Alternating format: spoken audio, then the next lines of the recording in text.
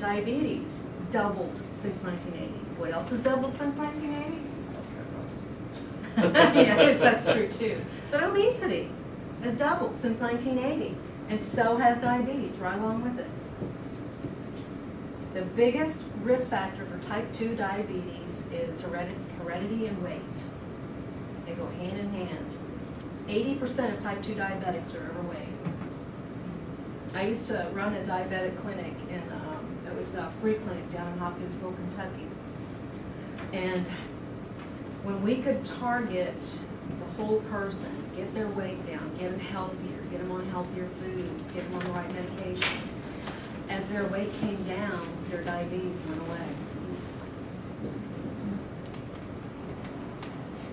This is the map I was talking about before. This is the diabetes epidemic in 1994. Not horrible, you know, it's starting to get up there a little bit. But then you go to 2013. Look at that. It's crazy.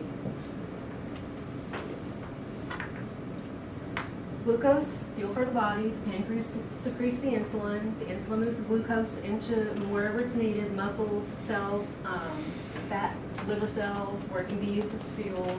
And the obese person, metabolism slowed down because they're not exercising like they should, they're sedentary, glucose levels exceed what the pancreas can handle, and it's just a vicious circle.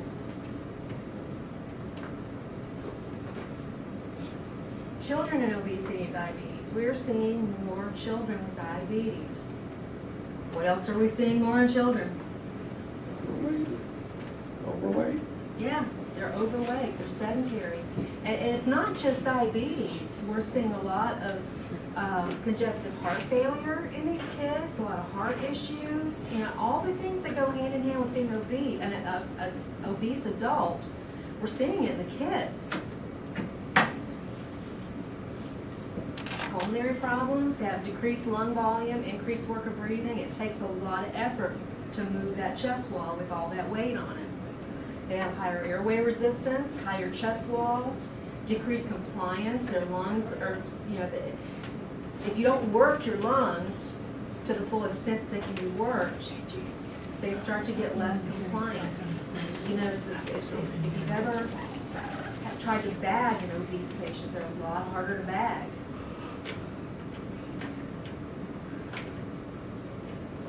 A lot of these guys have sleep apnea. 70% of people with obstructive sleep apnea are obese. And when you control the weight, what goes away?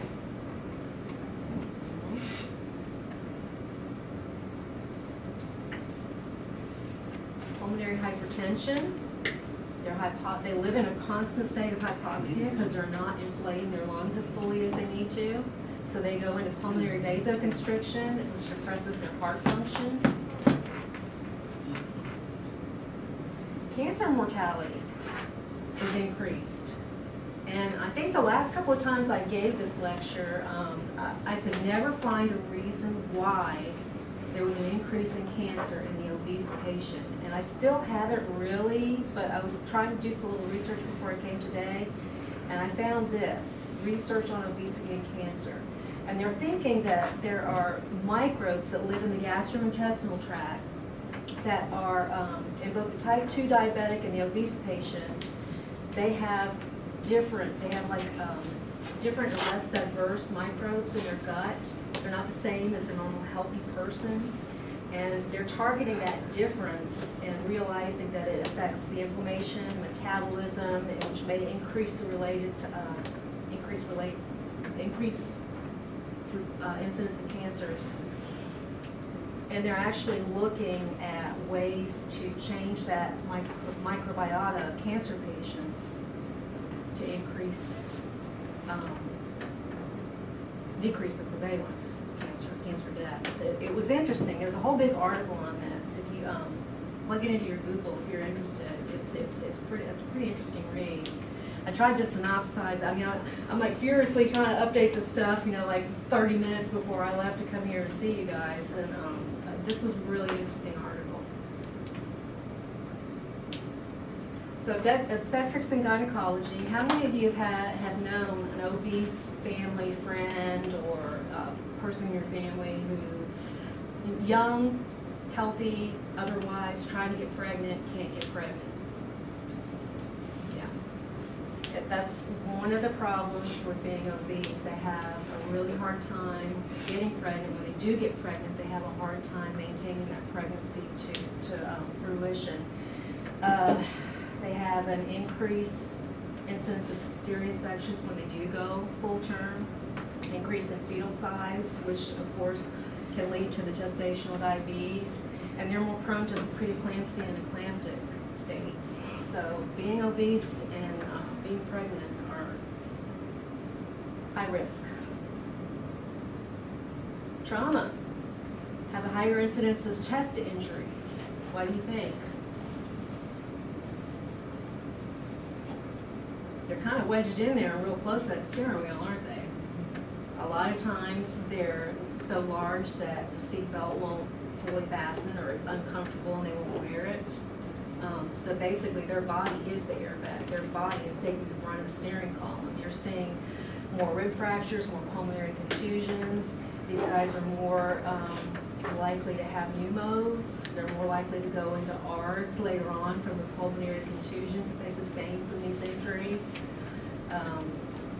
And displaced ankle and elbow fractures with just minimal trauma. The airbag bag may not deploy, but they may have fractured ankles because of the force, not just of the impact to the vehicle, but the impact of their bodies doing that acceleration, deceleration.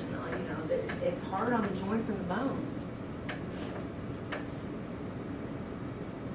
They have a much higher incidence of pelvic fractures because when they do wear their seatbelt, where is it sitting?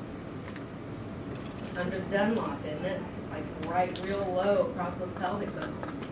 And you'll see a higher increase of fractures.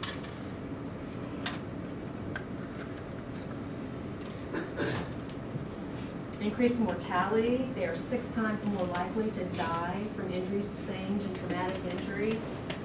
They have increased stays in hospitals and ICU and critical care units because of the injuries that they sustain and the fact that their bodies are having a harder time trying to heal those injuries. They're on the ventilator more.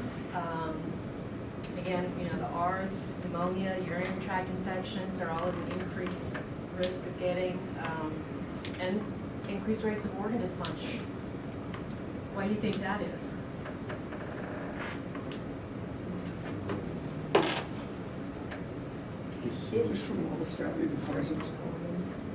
They have a much higher stress and strain on the organs. They do.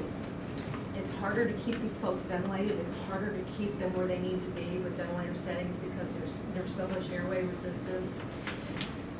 And you have to be real careful with them because they've lived at those states for so long that if you hyperventilate or overventilate them, you run the risk of creating pneumos because of the decreased compliance, and it's just a vicious cycle. All these comorbidities that happen with the obese patient, they're much harder to manage, and they have a lot more serious outcomes.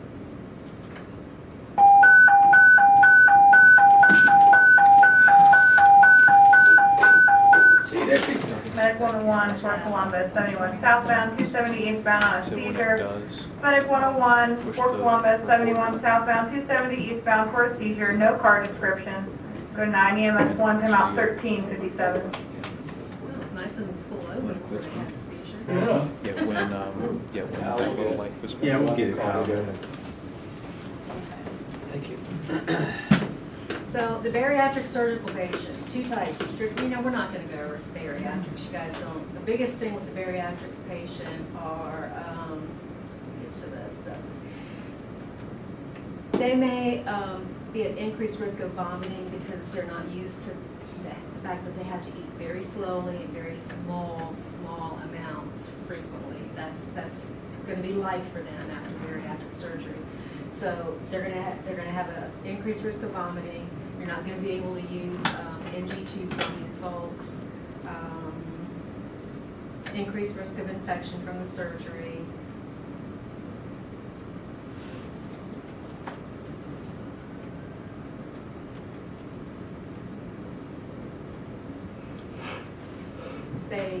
called on them for something called dumping syndrome. Basically, what happens with these folks is they get nauseated, bloating, pain, they get very sweaty, tachycardia, kind of weak, they'll have diarrhea.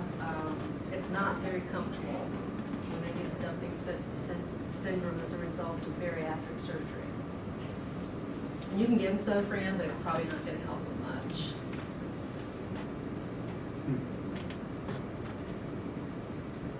They are at an increase for DVTs and PEs, just like with any surgery. Incisional infections, leaks at the staple lines in the stomach. Sometimes if the gastric acid leaks from around those staples into the stomach, they can have really bad peritonitis kind of symptoms.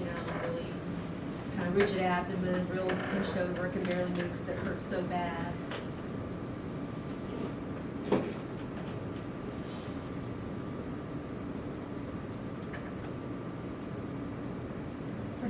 How long this lecture is.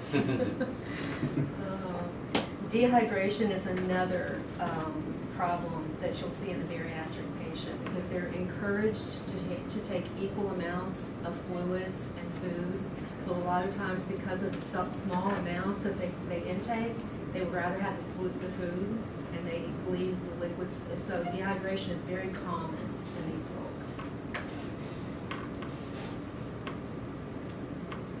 So, challenges in the pre-hospital setting.